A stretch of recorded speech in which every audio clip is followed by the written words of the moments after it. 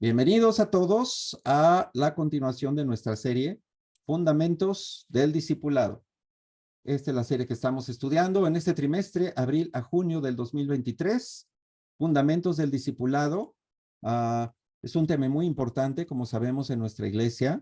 En muchas iglesias cristianas no es un tema relevante, no es algo que se enseñe, ni siquiera que se practique, pero en la Iglesia de Cristo en México, el discipulado es importante, siempre lo ha sido. Voy a cumplir este año 33 años de haberme bautizado.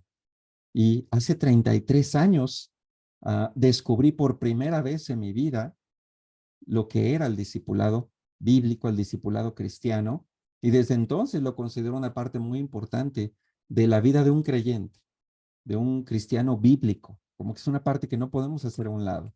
Recuerden que estamos basándonos en este libro de nuestros hermanos Dave y Beth Pocta, Fundamentos del Discipulado, de la serie Grounded. Entonces, estamos tratando de llevarles este material a ustedes. Es muy buen material. Y la clase del día de hoy se llama Relaciones Dinámicas de Discipulado. Es la clase número 2 de la serie Fundamentos del Discipulado. Así que vamos a iniciar recordando un poquito lo que aprendimos la semana pasada, de que tuvimos algunos problemas técnicos por ahí. Hoy espero que no pase nada malo, todo va bien, así que esperemos todo salga bien. Pero bueno, ¿qué estuvimos estudiando la semana pasada? Hablamos de 4 características del discipulado bíblico. Primero, y sobre todo fijándonos en Jesús, en la obra que él hizo para levantar a sus apóstoles, formarlos, entrenarlos y luego lanzarlos a la misión. Primero, estudiamos que había un patrón, que Jesús siguió un patrón para llamarlos. Los llamaba, les daba una visión, les daba un propósito, y así lo hizo mientras estuvo con ellos. Después, vimos la evidencia en el libro de los Hechos. Estuvimos estudiando cómo este patrón se llevó a cabo. Luego, fuimos llamados a imitar. Se nos dio un llamado a imitar y vimos que en las cartas el tema de imitar lo bueno, imitar los buenos ejemplos es clave. Y va en contra de nuestra naturaleza humana porque somos muy orgullosos y no nos gusta imitar a los demás, ni siquiera en lo bueno, pero Dios nos llama a esa humildad. Y 4, también se nos habló de que estas relaciones tenían que madurar. No se podían quedar toda la vida en el mismo lugar. Tenían que crecer, tenían que avanzar. ¿Okay? Así que esos fueron los temas.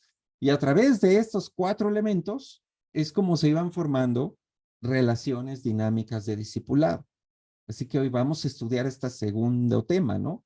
Ya que entendimos la base, digamos, teológica o la base doctrinal y luego la práctica en la iglesia primitiva, vamos a entender cómo se arman relaciones dinámicas de discipulado.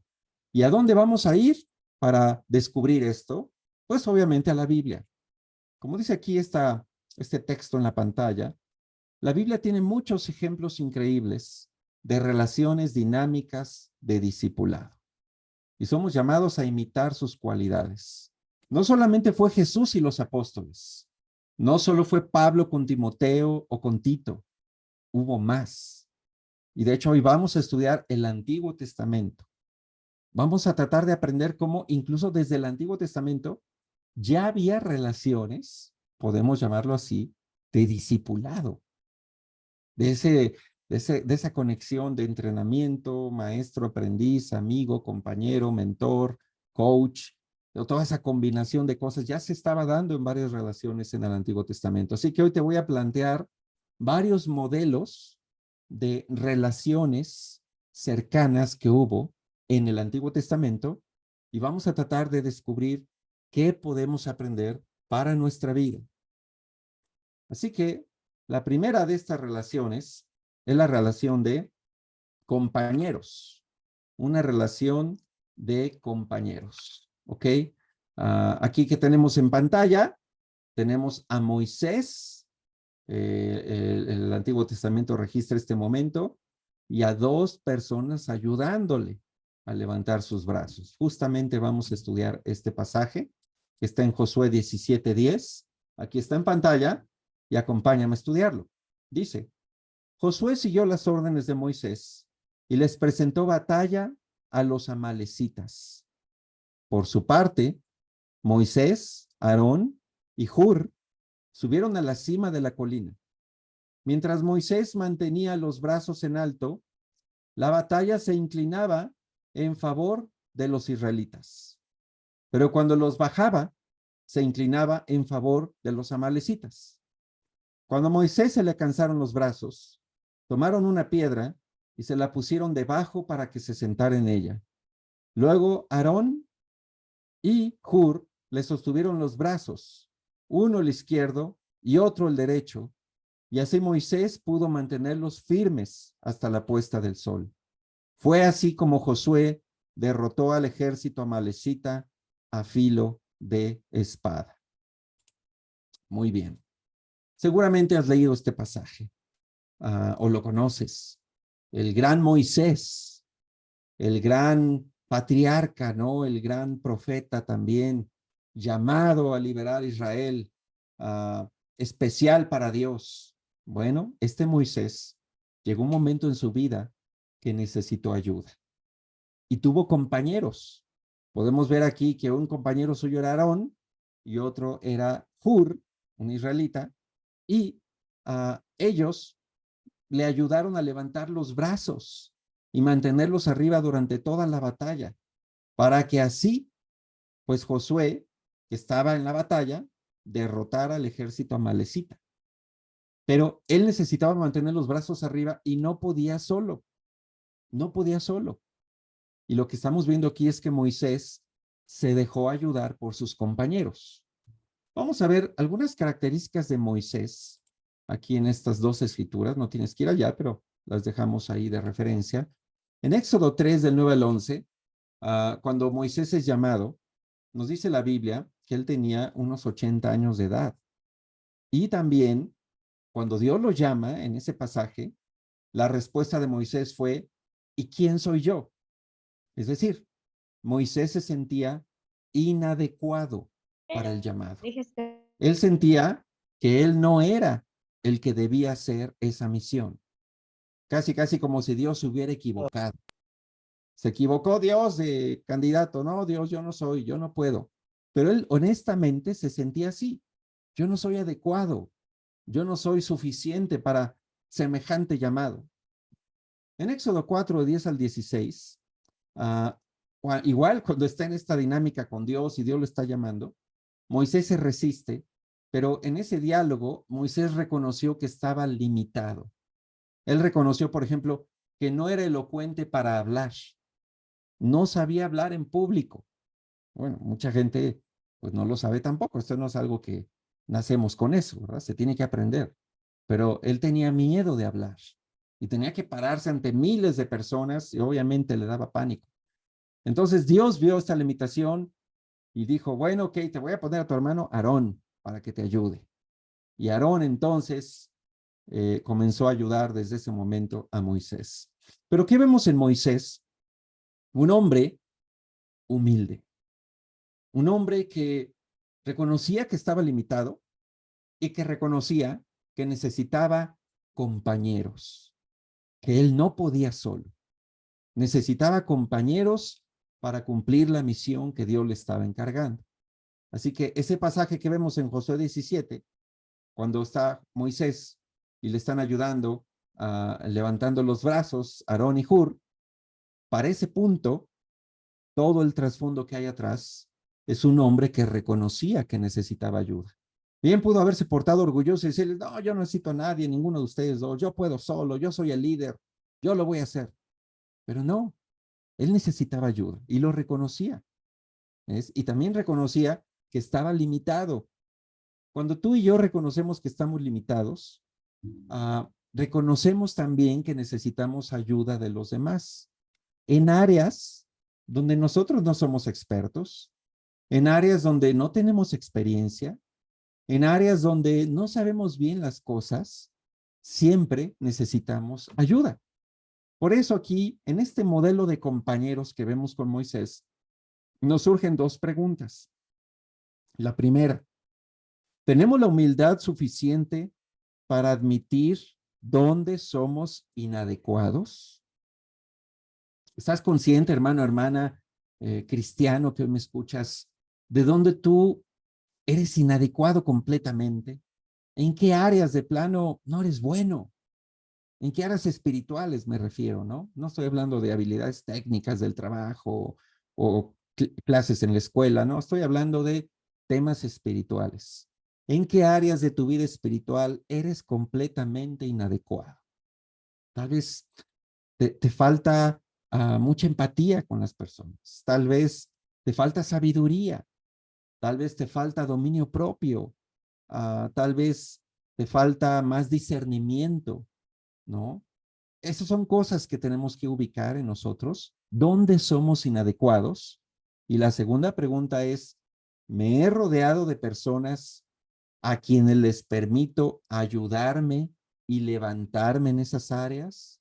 Por ejemplo, si yo reconozco que soy completamente inadecuado y me quedo muy corto en la cuestión de la sabiduría, no soy sabio, tomo malas decisiones continuamente, uh, digo cosas que pues tampoco son muy sabias, ¿no? Bueno, entonces, ¿qué necesito? Personas sabias a mi alrededor. Entonces, es mi responsabilidad comenzar a buscar personas más sabias que yo para que sean esos hombres y mujeres que me ayudan a levantar los brazos, así como Moisés, ¿no? Y que me van a ayudar a tener los brazos arriba mientras yo estoy peleando la batalla de la fe. Y en esas áreas que soy débil, donde los brazos se me caen fácilmente, tener a alguien que me esté ayudando a levantarlos. Ese es el modelo de compañeros. Y hoy tú y yo debemos hacernos esta pregunta. ¿Somos humildes para reconocer esas áreas? Y dos, si ya estoy trabajando en tener a alguien cerca de mí que sea mejor que yo en esas áreas. Pensemos en eso. Otro modelo que encontramos en el Antiguo Testamento de relaciones unos a otros es el tema de, o el modelo de los ayudantes. Los ayudantes. ¿Cómo está eso? ¿Ayudante? Sí. Hay algunos ejemplos. Vamos a ver en Josué 1:1. Y justamente continuando con el tema de Moisés. Después de la muerte de Moisés, siervo del Señor, Dios le dijo a Josué, hijo de Nun, asistente de Moisés, mi siervo Moisés ha muerto. Por eso tú y todo este pueblo deberán prepararse para cruzar el río Jordán y entrar a la tierra que les daré a ustedes los israelitas. Tal como le prometí a Moisés, yo les entregaré a ustedes todo lugar que toquen sus pies. Su territorio se extenderá desde el desierto hasta el Líbano y desde el gran río Éufrates, territorio de los hititas, hasta el mar Mediterráneo que se encuentra al oeste. Durante todos los días de tu vida, nadie será capaz de enfrentarse a ti. Así como estuve con Moisés, también estaré contigo. No te dejaré ni te abandonaré. Muy bien. ¿Qué tenemos aquí ahora? A Josué.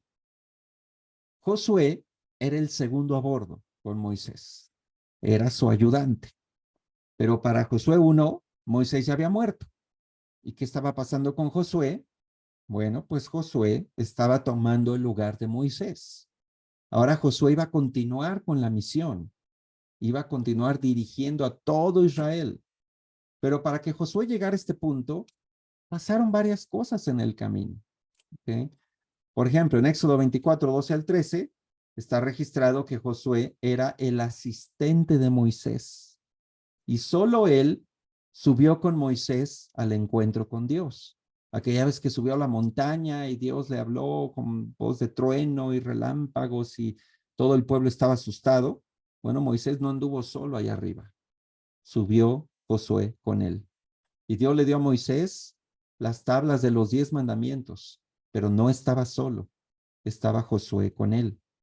En Éxodo 32:15 al 17, justamente Josué se queda 40 días, 40 días con Moisés, ahí arriba, en el monte, 40 días estando con él. No bajó para nada, no se fue a descansar un rato mientras Moisés estaba ahí dialogando con Dios. No, se quedó con él. Un mes allá arriba con él. ¿Ok? Entonces esto habla de una relación de un hombre que quería realmente ayudar a Moisés y que sentía esa misión de ser ese ayudante, ¿ok? Ese ayudante que iba a estar a su lado. Y esto es otro modelo que encontramos de relaciones unos a otros en la Biblia. Por ejemplo, con estas preguntas. ¿Tenemos la humildad de ser aprendices de quienes nos guían espiritualmente? Algo que podemos apreciar mucho de Josué es que él tenía un corazón de aprendiz. ¿Por qué llegó a ser el segundo al mando de todo el pueblo de Israel? No eran 250, no eran 300, eran miles, miles de personas. Y Josué tomó el liderazgo de todos ellos. ¿Pero por qué? Porque tenía el talento necesario, tenía el carácter para hacer eso, tenía el conocimiento teológico suficiente para hacer eso. No, todo empezó porque Josué era un aprendiz.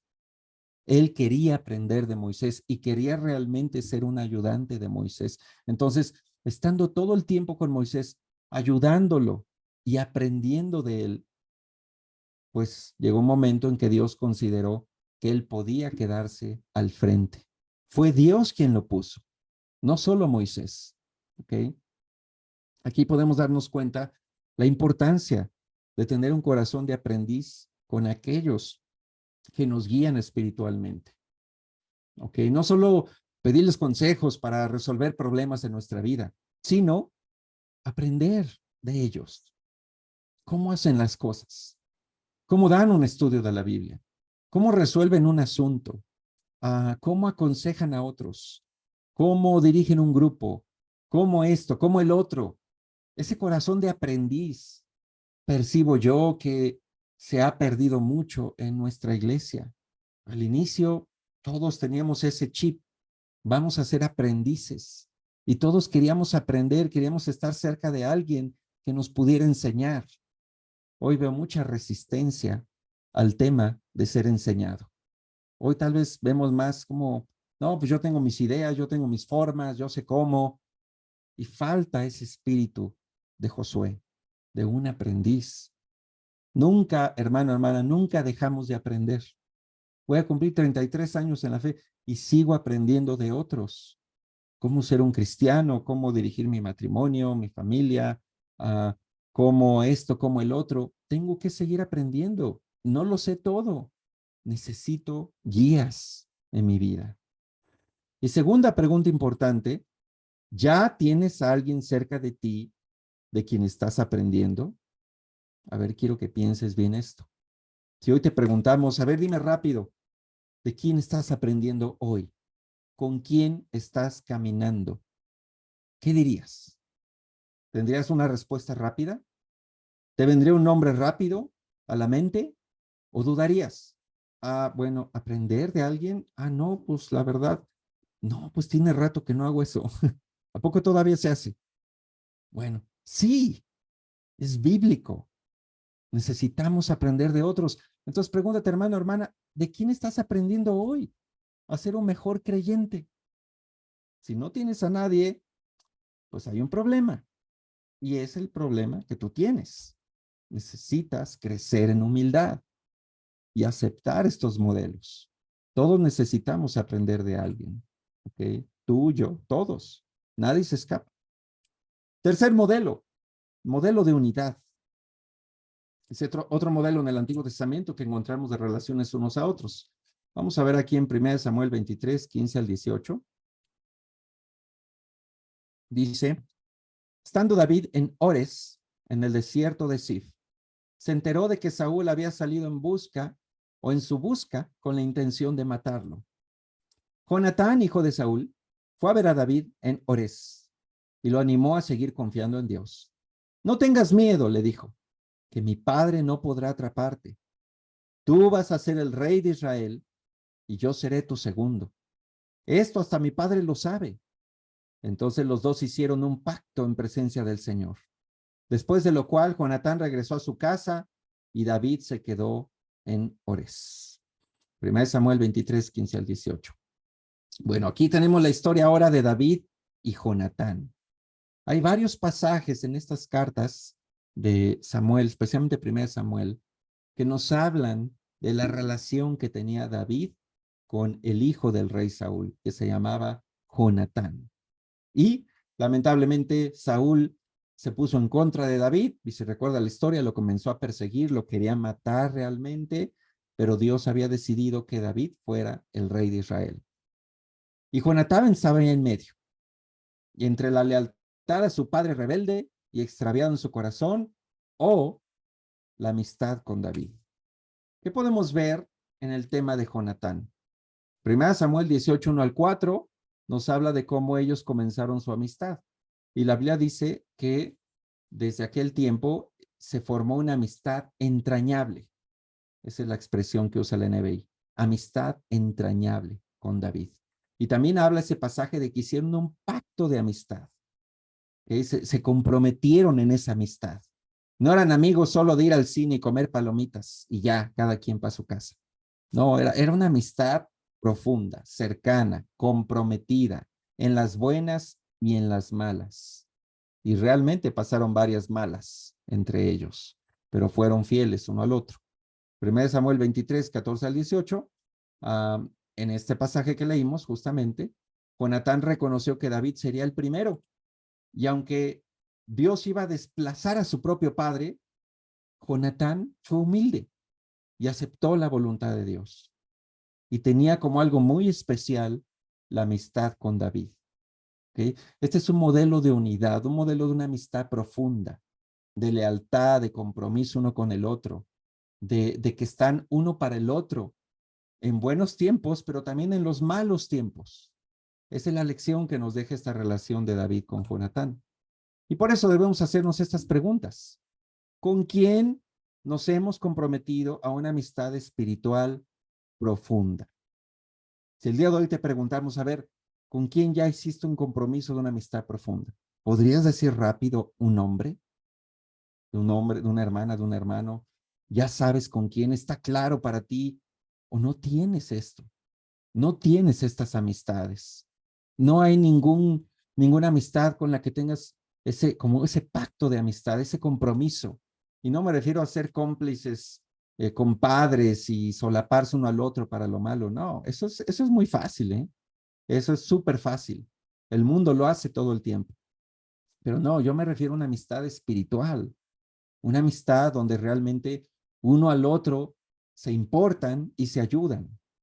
Y segunda pregunta, ¿prefieres mejor las relaciones superficiales que no te comprometan? Esta es la tendencia del mundo, construir relaciones por encimita, superficiales, hasta aquí no te metas en mi vida, yo no me meto en la tuya, marcamos cada uno nuestro territorio y así la llevamos bien. No era así con David y Jonatán.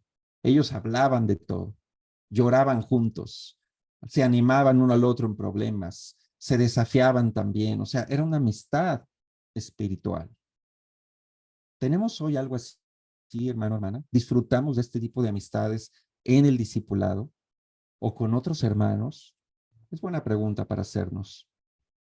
Otro tipo de relación unos a otros que está en la Biblia, la relación afilada. Una relación afilada. A ver, ¿quiénes son esos que están ahí en pantalla? Pues sí, si adivinaste tal vez, el rey David y Natán. Segunda de Samuel 12, versículo 11, dice, pues bien, así dice el Señor, yo haré que el desastre que mereces surja de tu propia familia y ante tus propios ojos tomaré a tus mujeres y las daré a otro, el cual se acostará con ellas en pleno día. Lo que tú hiciste escondidas, yo lo haré a plena luz, a la vista de todo Israel. He pecado contra el Señor, reconoció David ante Natán. El Señor ha perdonado ya tu pecado y no morirás, contestó Natán. Sin embargo, tu hijo sí morirá, pues con tus acciones has ofendido al Señor. Bueno, ¿recuerdan este episodio en el Antiguo Testamento? ¿Recuerdas el momento que se estaba viviendo? Pues sí, el rey David había pecado y el profeta Natán se acercó. Y de hecho, todo el capítulo de Segunda de Samuel 12, puedes ver a detalle cómo Natán tuvo el valor de ayudar al rey David. Y aquí vemos un progreso en esta acción. En 2 Samuel 12:1 vas a ver que Natán estuvo dispuesto a ir a hablar con David el tema. David era el rey, hay que entender esto. Natán era un profeta, pero no era el rey. No estaba al mismo nivel que el rey. Y obviamente le pudo haber dado miedo, pudo haber sentido indiferencia, pudo haber dicho, no, no me va a hacer caso, ¿para qué le digo? No, se va a sentir mal conmigo, para qué le digo algo? Pero no, Natán se armó de valor y seguramente pensó, no, yo tengo que hacer lo correcto, lo que Dios quiere, no importa si se enoja o no se enoje. Pero también fue sabio, no fue así al aventón, usó una estrategia. Estudia todo el capítulo 12 para que veas cómo lo ayudó al rey David, pero usó una estrategia muy sabia, con una parábola y después haciendo una analogía con David, y solo así David entendió su pecado. En 2 Samuel 12, del 7 al 10, Natán confrontó a David sobre su pecado. Fue frontal, fue directo. ¿Y cuál fue la respuesta? David lo mandó matar, lo ahorcó, lo echó a la cárcel, le dijo, córtalas, ya no soy tu amigo. ¿Qué pasó? ¿Okay? Segunda de Samuel 12:13 dice que David se humilló y tomó responsabilidad de su pecado. Esta relación afilada, donde al menos en la relación hay uno que está dispuesto a hablar, que está dispuesto a confrontar, que está dispuesto a ayudar de una forma espiritual, bueno, pues realmente tiene mucho fruto este tipo de relación, de modelo de ayuda. Y por eso debemos preguntarnos, pensando en este ejemplo, ¿tenemos la convicción de tener pláticas difíciles con otros y otras discípulos? ¿Realmente es nuestra convicción o nos da miedo o le rehuimos? Podemos ser del tipo de personas que no les gustan los problemas. Ay, no, yo para qué hablo si no me gusta andar en problemas. Mejor me la llevo bien con todos. Me la llevo tranquilo.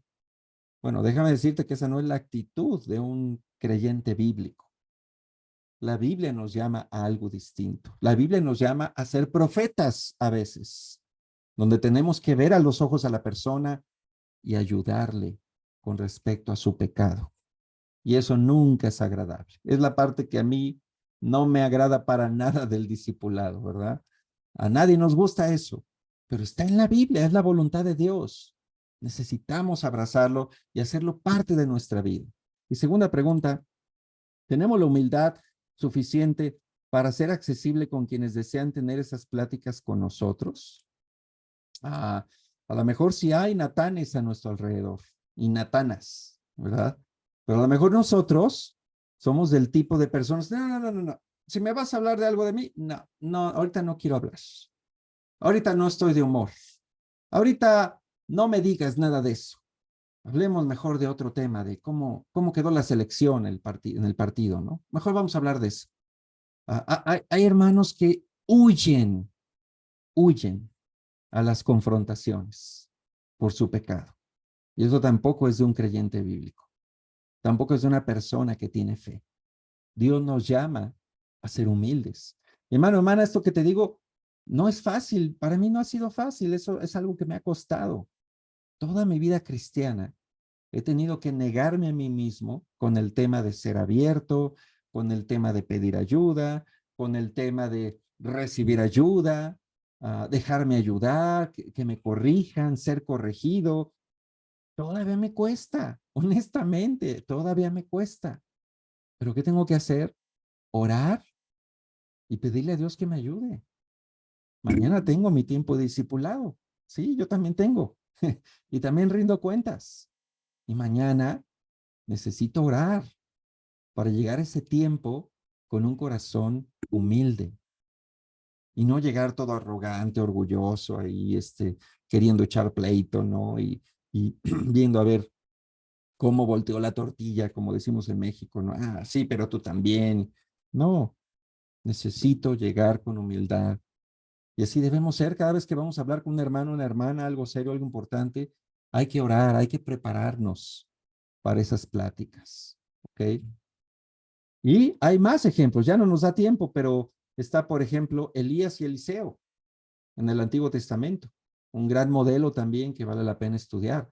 Y ni qué decir de Jesús con sus apóstoles, la relación de Jesús con Pedro, la relación de Jesús con Juan, ¿ok? Y faltaría Pablo. Pablo con Timoteo, Pablo con Tito, Pablo con Lucas, lo que pasó con Pablo y Bernabé y Marcos. O sea, hay tantos ejemplos en la Biblia donde podemos aprender cómo llevar relaciones dinámicas de discipulado, cómo ayudarnos uno al otro espiritualmente. ¿Okay? Conclusiones. Bueno, mira, esto que te voy a decir es algo muy importante. Una reflexión final sobre este tema. Número 1, hay que entender que se cubren diferentes necesidades por relaciones diferentes. ¿Ok? Esto es bien importante que lo entendamos. No debemos esperar que una sola persona va a ayudarnos a cubrir todas nuestras necesidades. Eso no es cierto. No somos Jesucristo. Somos discípulos de Jesús, pero no somos Él. Esto quiere decir que si yo soy alguien que ayuda a otra persona, yo debo estar consciente, como dice la tercera parte, aquí el tercer punto, debo considerar hasta dónde realmente puedo ayudar a otros. Va a haber personas a las que yo ya no puedo ayudar, a las que ya llegué como al límite y necesitan a alguien más, otra persona, otro mentor, otro discipulador, otro líder, otra persona, otro amigo. Debemos entender que todos tenemos limitaciones. Y por último, construir múltiples relaciones espirituales es la clave. O sea, si yo quiero crecer en mi vida espiritual, no me puedo casar solo con una relación espiritual. Decir, no, a mí solo él me ayuda y nadie más. No, a mí solo esa hermana me ayuda y nadie más me puede ayudar. Quien dice eso, haz de cuenta que se puso aquí una cosa en la cara, como una caja rectangular, y no quiere ver alrededor. Su visión es tan corta, tan pequeña. No es lo que debe ser, no es lo que la Biblia nos apunta. La verdad es que todos necesitamos, escucha bien esto, múltiples relaciones espirituales. Necesitamos a alguien cercano fuerte en sabiduría, pero también necesitamos a alguien cercano fuerte en pureza. Y necesitamos a alguien cercano fuerte en empatía o en amor fraternal. ¿Ves? Y así en las diferentes áreas de nuestra vida, o alguien cercano fuerte en finanzas, que sepa manejar las finanzas de manera sana. O en liderazgo, que sea un buen líder, y yo quiero aprender de esa persona. O en conocimiento bíblico también. En mi caso, sí, yo tengo mi discipulador como ministro, tengo un supervisor a quien le rindo cuentas de mi ministerio, de mi vida, y es mi amigo además, que es un gran privilegio, que es nuestro hermano Humberto, ya lo conocen, que de hecho hoy es su cumpleaños. Ah, le mandamos un abrazo a Humberto Vargas. Pero también tengo otros hermanos que me ayudan en otras áreas y a quienes yo puedo también consultar, preguntar. Hay otros hermanos con quienes puedo pasar tiempos. O sea, no es uno solo, porque yo puedo aprender de varios y estoy llamado a construir esas múltiples relaciones. Y eso es madurar. Cuando entiendes que no es una sola persona la que va a hacer todo en tu vida. Eso no es cierto. Nadie es Jesucristo. Nadie. ¿Ok? Eclesiastés 4, 9 al 10 dice, más valen dos que uno, porque obtienen más fruto de su esfuerzo. Si caen, el uno levanta al otro. Ay del que cae y no tiene quien lo levante. Hermano, hermana, todo esto que estoy hablando, estamos suponiendo que los que estamos aquí, los que van a escuchar esto, si se dicen creyentes y verdaderos discípulos de Jesús, tienen relaciones espirituales con otros creyentes. Pero si eres alguien que te consideras un cristiano, una cristiana, pero no tienes este tipo de relaciones, ve lo que dice Eclesiastés 4, 9 al 10. Vas a caer y te vas a quedar solo, te vas a quedar sola y te vas a quedar ahí tirado. En cambio, cuando somos dos, cuando somos tres, cuando somos cuatro, si nos debilitamos, si caemos, si dudamos, si tenemos problemas, no estamos solos. Podemos unirnos, podemos levantarnos, podemos orar uno por el otro. Y la Biblia nos asegura que vamos a sacar más fruto de nuestro esfuerzo. ¿Ves? Por eso yo te llamo construye relaciones espirituales en la iglesia y sobre todo que sean relaciones dinámicas. Ese es el objetivo. Esta fue la clase número 2. Será una grabación y vamos a tener algunos comentarios.